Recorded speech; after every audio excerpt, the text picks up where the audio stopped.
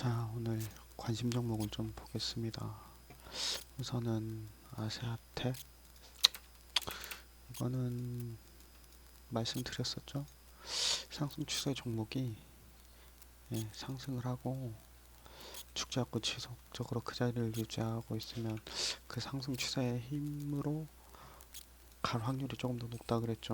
거기에다가 환경과 관련주라는 대선 테마가 엮여 있었어요. 그러다 보니까는 여기서 어느 정도 움직이다가 21선 가까이 오니까 상한가를 갔습니다. 뭐 나쁘지 않은 흐름이 맞고, 오늘 뭐 여기서 돌파 매매로 접근을 할 수도 있었습니다. 여기 어딘가에서. 근데 저는 이 종목보다는 인터엠이라는 종목을 매매를 했었거든요. 인터엠이라는 종목도 비슷한 흐름인데, 얘는 시가총액도 적고 증가금 100%짜리예요. 그래서 그 얘기하자 그러면 얘가 조금 더 안 좋긴 한데, 이게 그냥 차트상으로 얘가 더 이뻐 보여서 얘를 매매를 하긴 했는데, 지금 생각해보니까 잘못한 것 같아요. 그래서 대장주를 매매를 하고 거래대금도 더 많이 나온 거를 하고 상장주수나 시가총액도 더 높은 거, 그리고 신용이 되는 종목을 가지고 접근을 했었어야 되는데, 예, 차트가 좋다 보니까 이게 오늘 갑자기 홍준표가 사퇴한다는 얘기가 나오면서 황교안이 그 대권 주자로 강한 흐름을, 아니 대권 주자라네, 그 당대표로 강한 흐름을 보여줄 거라고 생각을 해서 주가가 오른 것 같은데, 맞는 건지 틀린 건지는 잘 모르겠어요. 아무튼 예, 추세 추종이 맞는 것 같아요. 추세 추종을 하고 그 추세 추종의 힘이 왔던 종목이 죽어야 될 자리에서 죽지 않고 힘을 계속적으로 축적을 한다 그러면 상승으로 갈 확률이 조금 더 높다, 그렇게 생각하고 접근을 했었더라 그러면 뭐 충분히 수익 볼 수 있었던 종목이죠. 며칠째 계속 얘기했던 종목이고, 뭐 인터미런 종목도 지속적으로 얘기를 했었습니다. 얘가 힘을 받고 정고점을 돌파했으니까 얘도 환경 관련주예요. 그러다 보니까는 얘가, 저는 이제 생각이 이 부분이 통째로 다 매집이라고 생각을 하고 접근을 한 거고, 정고점을 이제 막 넘어섰으니까 그래도 1등주는 아니더라도 시세를 한 번은 주고 죽겠구나 라고 생각을 하고 접근을 했습니다. 저는 장중에 여기 어딘가에서 매수를 해서 한번 팔고 또 밑에서 사서 다시 지금은 들고 있습니다. 시간에도 한 2천 몇 프로 오른 거 보니까 내일은 갭 상승을 해가지고 움직일 것 같은데, 여기가 우선 저항이죠. 4,400원 4,400원 정도 해서, 근데 내일 오전에 힘 받으면 그냥 축 치고 한 7, 8%, 적어도 7, 8%, 많으면 한 10% 정도까지 올라갔다 떨어질 수 있으니까 오전 중에 수익을 챙기고 넘어가는 것도 나쁘지 않을 것 같아요. 그리고 나서는 뭐 내일은 내일 생각해야죠. 그 다음에 이라이콤이라는 종목입니다. 이라이콤은 하락 추세에 있는 종목이에요. 그리고 뭐 특별히 하락 추세에 있으니까 접근을 하면 안 된다 라고 생각을 할 수도 있는데, 얘가 이 바닥권에서 지속적으로 상한가가 두 번이 나오고 그 대량 거래를 통해서 매집을 했는데 그 자리를 넘어선 상태입니다.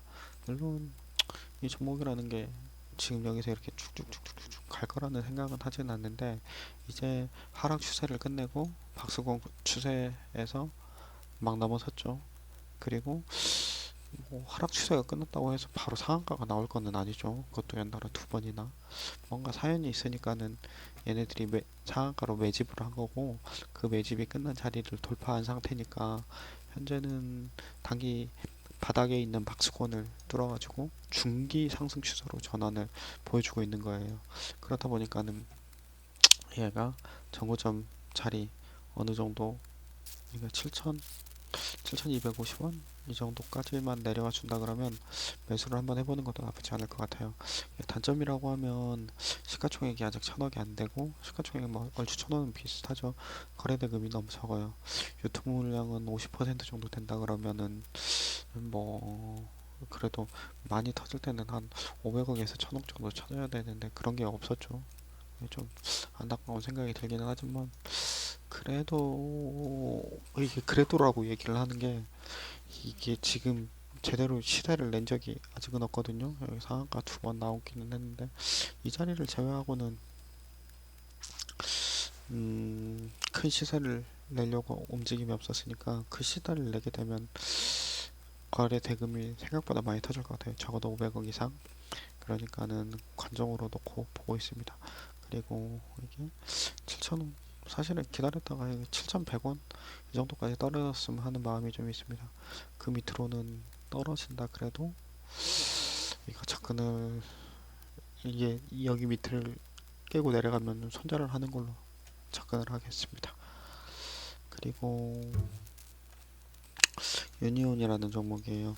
유니온이라는 종목도 지속적으로 계속 얘기했었죠. 이게 특별히 유니온이 호재는 그다지 큰 그게 없어요. 그냥 그런데 여기에서 이게 매집을 한 거고 그 매집을 위에 올라선 상태에서 지속적으로 삐쭉삐쭉 거래량이 늘어나는 상태에서 캔들이 큰 변화량이 많이 있었었죠. 그리고 이 변화량이 나온 데가 이 앞쪽에 있는 매물대를 잡고 있는데 그러다 보니까 이 종목은 현재 박스권 추세라고 볼 수 있고 여기에 있는 앞에 매물대를 들고 있는 거라고 생각할 수도 있는데 작년 7월부터 생각을 하면 여기 박스권 추세를 넘어서서 위에서 움직임을 보여주고 있잖아요. 이 움직임이 팔기 위해서 이렇게 열심히 움직였을 거라고도 생각할 수 있고 사기 위해서 열심히 움직였을 거라고도 생각할 수 있는데 이게 사기 위해서 움직였을 확률이 조금 더 높습니다. 적어도 6, 70% 이상. 그렇다 그러면 이 앞에 있는 매물대 물량을 받기 위한 움직임이라 그러면 오늘은 제가 생각했던 정고점 돌파 자리에 붙여놓고 있어요. 그러면 아침에 갭 상승하면 여기를 받고 딱 올라갈 확률도 생각보다 높죠. 그 21선이 가까이 와서 이렇게 움직였으니까 지금은 뭐 800억 시가총액이 별로 마음에 안 들고 이게 보면은 계속 개별주적인 흐름을 보여줘가지고 좀 안타깝긴 한데 접근을 안 하는 게 맞을 수도 있는데 얘가 개별주적 아니 21선을 가까이 온 이후에 내일은 이제는 개별주적인 흐름을 보이진 않을 것 같아요. 나는 이제 넘어갈 거다라는 강한 움직임을 보여줘야 되기 때문에 우선 호가창에 그 물량들이 많이 쌓여 있을 거예요. 내일 만약에 오전에 일어나서 이게 물량이 많이 쌓여 있다라 그러면 접근을 고려해 보는데 그렇지 않다 그러면은 얘는 여전히 이 개별주적인 흐름을 보여줄 확률도 어느 정도는 있기 때문에 접근을 안 하겠습니다. 아니면 여기에서 올라선 다음에 지그재그 이렇게 계속 이렇게 툭툭 떨어지는 모습이 아니라 올라서서 이렇게 움직이는 모습을 보여주고 저점을 이탈하지 않는다 그러면 저점 근처에서 매수해서 상승하면 수익으로 챙기고 하락하면 바로 손절을 하는 그런 접근을 좀 해보는 것도 나쁘지 않을 것 같아요. 그 다음에 이월드라는 종목 이월드라는 종목은 지속해서 좋다 그랬었죠. 예. 어제 여기쯤에서 사서 오늘 오전에 팔았거든요. 근데는 안 팔아도 됐었을 것 같기도 해요. 왜냐면 상승 추세죠. 그리고 21선 위에 올라와 있고 61선하고는 근처에 가지도 않았죠. 얘는 한 번 더 물량을 받기 위해서 움직일 수도 있는데 그렇다 그러면 61선을 닫고 지지를 받고 움직이는 모습을 보여주겠죠. 그렇다 그러면 이 전저점은 깨지는 전저점 근처까지는 안 가고 한 여기쯤까지 떨어질 거니까 61선 근처까지 왔다가 반등을 하는 모습을 보여줄 확률도 생각보다 커요. 그러니까는 이 이볼더라는 종목은 여전히 관심을 갖고 봐야 됩니다. 이게 지금 옛날에 이 위치랑 비슷합니다.